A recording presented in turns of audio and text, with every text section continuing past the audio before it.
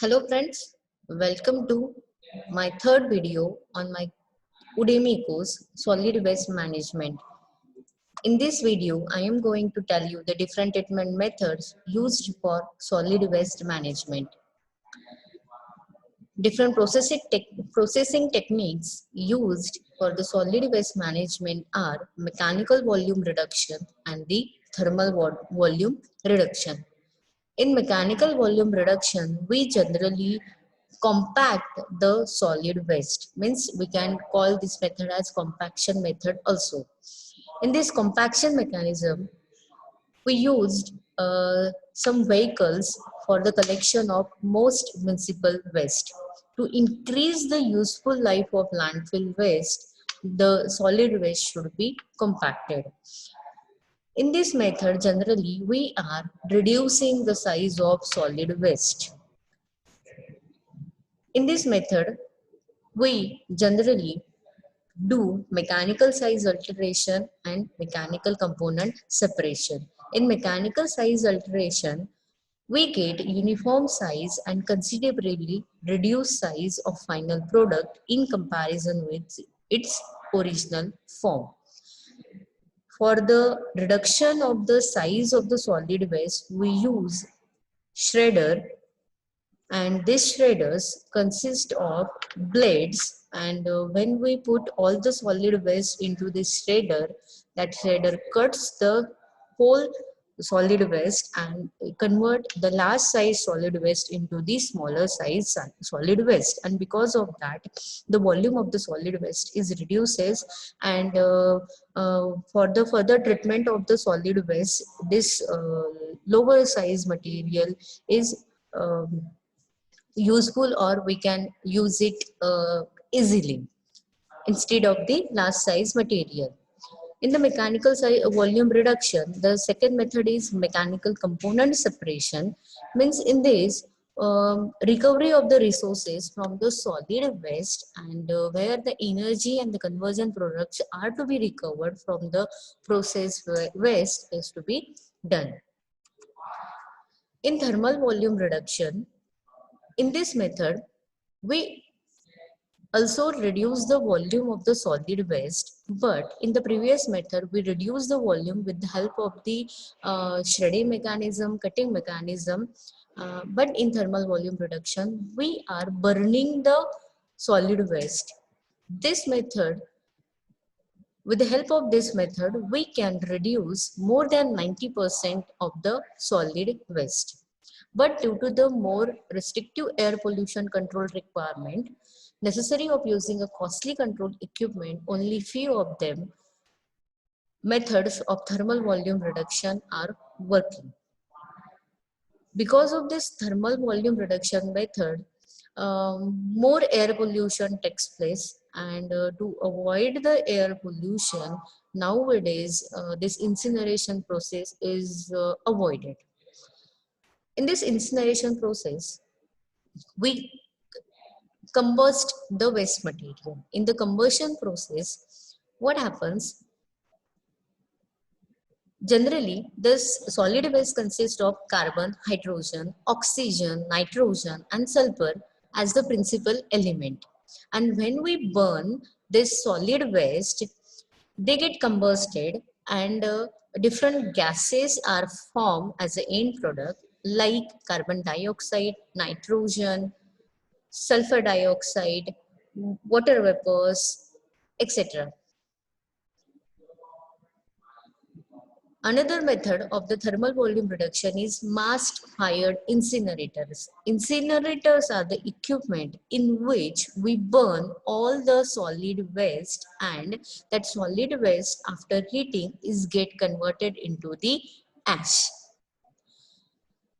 So, we are using a waste heat boiler with this incinerator, and that waste heat boilers gives us a steam. Means here we are using the heat of exhaust gases coming out from the combustion of the solid waste, and this heat we utilizes for the burning of water and for the generation of steam. That's why we are calling it as a waste heat boiler. Means in waste heat boiler, they are attached with the incinerator, and when the solid waste is burned, it is converted into the ash. The gases which are formed in this process are, their heat is used to for the formation of steam. Third one is water wall incinerator. In this incinerator, internal walls of the combustion chamber are lined up with the boiler tube that are arranged vertically and welded together in a continuous section of this incinerator. When in place of refractory material, water walls are used, they are not only useful for the recovery of the steam, but also extremely effective in controlling the furnace temperature without introducing the excess air. Means in this method, here also we are heating the water with the help of excess heat of the um, gases coming out from the solid waste burning. So these are the two methods, that is mechanical and the thermal volume reduction method. Both the methods are used to reduce the volume of the solid waste. Next important concept of solid waste management is 3 R's principle, that is reuse, recycle and recovery. In reuse, we know that nowadays use and throw material is increasing, and because of that the solid waste coming out is also increasing. So the item made from those material can save the both and the environment. So we should avoid use and throw material, and we can use such a material which can be reusable. Means if we use it one time, then we can also use it second time. So try to use such a material which is reusable to avoid or to stop the increase of solid waste. Solid waste generation can be reduced with the help of these ideas and the reuse practices. The industry boxes and cans used for the material handling can be reused again for the same purpose.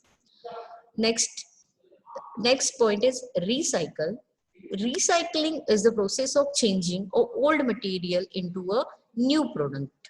Means if we are using a glass bottle, if we are using a tin bottle, then we can recycle them. Means we can again send it to the company, okay, and that company will recycle it, and that company will form a new material from that old material. This helps to prevent a waste of potentially useful material and reduce the consumption of fresh raw materials.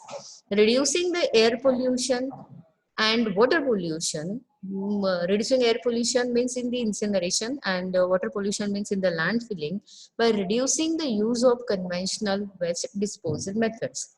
Recycling of material will produce a fresh supply of same material. It is a key of modern waste reduction technique. For example, use of office paper can be recycled into the new one, and glass we can recycle it and we can form a new glass from the old glass. Some electronic material or the aluminum can be recyclable, and we can form a new material from this old material. Next point from the 3R is reduce. When we avoid making a garbage in the first place, we don't have to worry about the disposing of waste or recycling it. Means it depends upon the human mentality. If at the time of formation of solid waste, if we think that it is not necessary to use this material now, but still we are using it and we are throwing it into the dustbin. So here we the humans and our mentality increases the solid waste. If it is possible that this condition can be avoidable, this use of this material can be avoidable, then please avoid it, and because of that we can reduce the solid waste. Changing our habit is the key. We have to think of ways to reduce the waste when we shop. Buy products in the bulk. Don't buy it single. Means if you want to buy 1 liter of oil, then uh, we go and just take a 1 liter bag from the shopkeeper.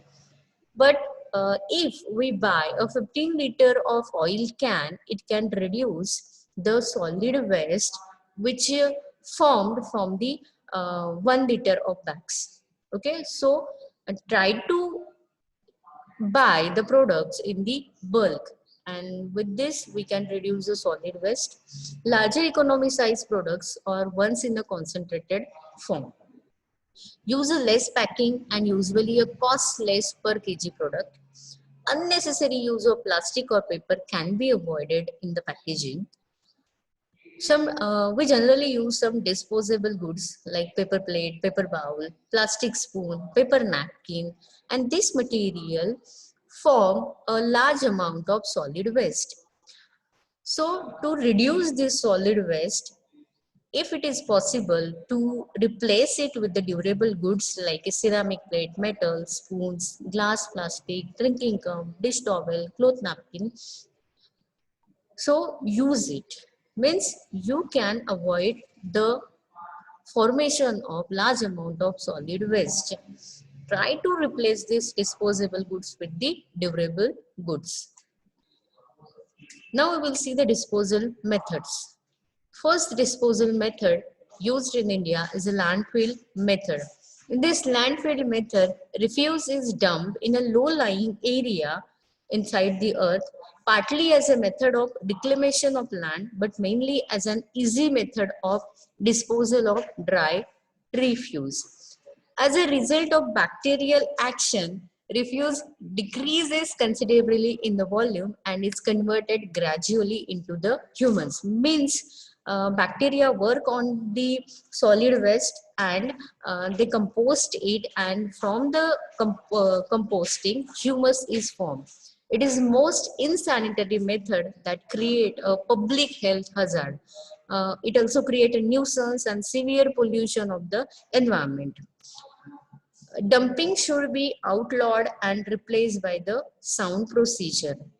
Nowadays, this land feeding method is avoided because of these problems which we have seen earlier, that is severe pollution of earth, some nuisances forming from it, or some public health hazard is forming because of the gases which is coming out from this land filling after the um, compost formation. Okay, next method is trench method and area method. This method are the part of the land filling methods. To use the land fill effectively, a plan of operation for the replacement of solid waste must be prepared. On the basis of field experience, various operational methods have been developed. That the first method is a trench method. In this method, where the level ground is available, there the trench method is usually chosen. A long trench is dug out on that ground having 2 to 3 meter depth, 4 to 12 meter wide, and it actually depends upon the local condition. The refuse is compacted, means it is crushed, it is converted into the smaller size and covered with the excavated earth, where compacted refuse is placed in the field to a depth of 2 meter. It is estimated that 1 acre of land per year will be required for 10,000 population. So you can imagine, for the more population, more land is required. Next method of land filling is a area method. In this method is used for filling a land depression and disused quarries and the clay pits. The refuse is deposited and packed and um, and are placed into the trench having a size up to 2 to 2.5 meter deep. In this diagram, you can see the trench method and the area method. You can see in this diagram here. Here you can see trench are made over here inside the earth, and the compacted solid waste is taken into this trench. This is actually the original ground, and this is the ground layer, and inside this a trench start form, and this solid waste is dumped into this trench, and finally after filling of this trench it is covered with the daily earth cover. And this area method, you can see here also, this is a actual level of the ground. The solid material is dumped into into this trench, and it is covered with the soil material, and again the solid waste is dumped on that layer. And the again you can see here final earth cover is given, and it is this final earth cover is near to this actual earth cover. So in this way, this trench method and area method is used for the land filling. Next method is deep well injection method. When the solid waste is hazardous, and if you dump it in the landfill, then it can cause some problem to the public health, or it will create unhygienic condition, or it will some gases can be formed from that material, and that will be hazardous to the people which are living nearer to that landfill area. At that time, this deep well injection method is used. In this method, you can see uh, uh, lower to this earth surface a deep well is formed. This deep well, this is the input of this deep well, and you can see the different earth layers over here. This is the surface water bearing strata, then this is the deep water bearing strata, and after means you can see at the very much lower level of the earth surface this bore well is constructed. And this bore well consists of, you can see this is a outer borehole, and this is the concrete shell, okay, and you can see the inner pipe, and this is actually the inner casing from which this hazardous matter hazardous waste is enter into this deep well. This method, in this method, the disposal of liquid solid waste injecting deep into the ground into the permeable rock formation like the limestone. You can see this layer is made up of the limestone. To protect potential water supply aquifers, the surface casing must be set well below such aquifers and the cemented to the surface of the well. In this method, we generally chemical, petrochemical and pharmaceutical waste are disposed of. So this is deep well injection method. Means when this chemical, petrochemical or pharmaceutical or the hazardous waste is dumped into this area, it will not affect the human life, because the gases formation will be takes place in this area only, and they will not suffer human life. That's why for the injection or for the injection of the chemical, petrochemical or the pharmaceutical waste, this deep well injection method is used. Next method is a composting method. It is a process of nature whereby organic matter breaks down under a bacterial action, resulting in the formation of a relatively stable humus-like material called the compost, which has a considerable manurial value for the soil. In this method, what we do, we just put that solid waste into the trenches, and where the bacteria starts actioning, and they convert this solid waste, this organic waste, organic matter into the humus like material, which is having a good manurial value for the soil. Means we can use that material for as a fertilizer, okay, because it consists of some nitrate, phosphate, and this content is useful for the soil.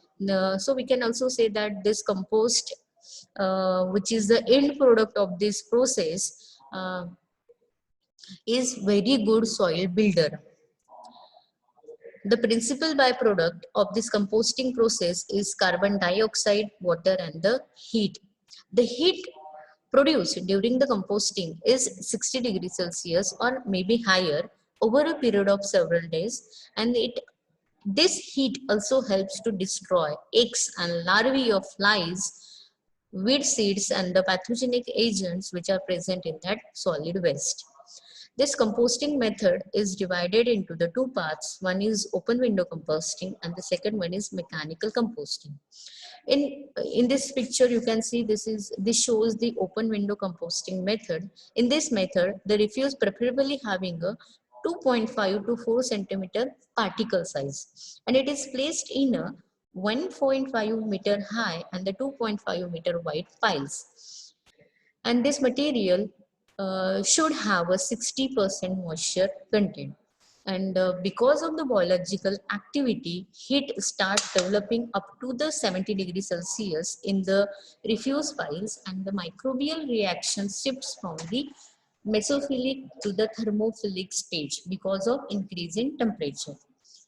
So to avoid this, it is necessary to cool this system. For that, this pile is turned up for the cooling with the help of the mechanical devices. This pile is get turned up for cooling and for the aeration, because if we don't give aeration to this microbacteria, then that will go into the anaerobic phase. But we want to we want aerobic conditions over here. That's why we turn this refuse for the aeration purpose. The moisture content is adjusted above the 60%. The temperature of the refuse pile again rises to 70 after some time, and after some time also this process of turning is repeated for the cooling purpose.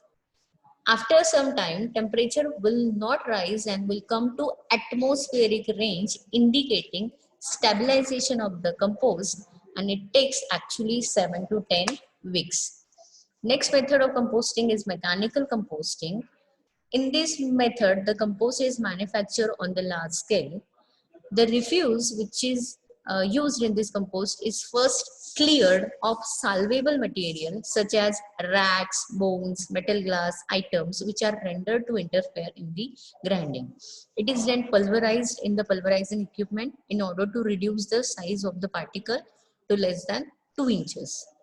The pulverized refuse is then mixed with the sewage sludge or a night soil in a rotating machine, and it is incubated.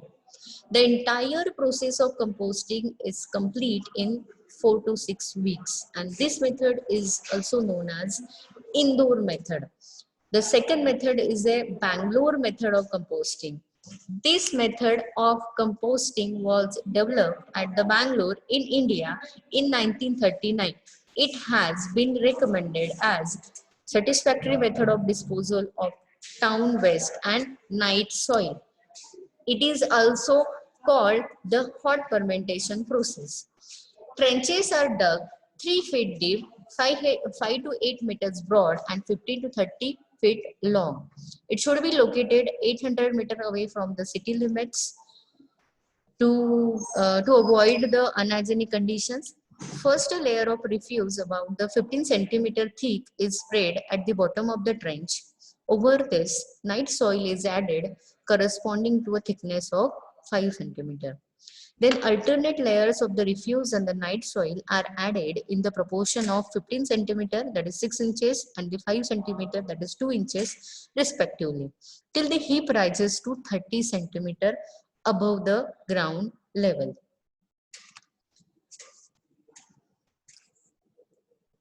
The top layer should be of refuse at least a 25 centimeter thickness. Then the heap is covered with the excavated earth. Within 7 days, as a result of bacterial action, considerable heat over a 60 degrees Celsius is generated in the compost mass. This intense heat, which persists over 2 or 3 weeks, serves to decompose the refuse and night soil and to destroy all the pathogenic and the parasitic organism. At the end of 4 to 6 months, decomposition is complete and the resulting manure is a well decomposed, odorless, innocuous material of high manurial value. Means in this method, we are using a refuse and we are dumping into the trench, and after that we are um, dumping a layer of night soil on that refuse material, and after and this processes takes place um, uh, till this heap is formed, and the last and the end material, or we can say the top layer, should be of refuse, and this refuse is largely covered with the earth material, and this whole process takes 4 to 6 months. And in this picture you can see this Bangalore method. It is one of the best method used in India for the uh, dumping of the solid waste material, and we can get a very good compost from this method, because in this process we are using a night soil also, and we are using a refuse, means solid waste also. So in a single method we are reducing the two solid waste, that is night soil, and the solid waste which is coming out from the human activities. So, and this method is also awarded by the government of India. In this picture, you can see this composting method. Also, here it is covered actually, and at the lower side of this covered material, that refuse is dumped into these trenches, and the process which I have told you previously, the same method is followed here. So thank you everyone for listening my third lecture. I will meet you soon with my next lecture. Thank you once again.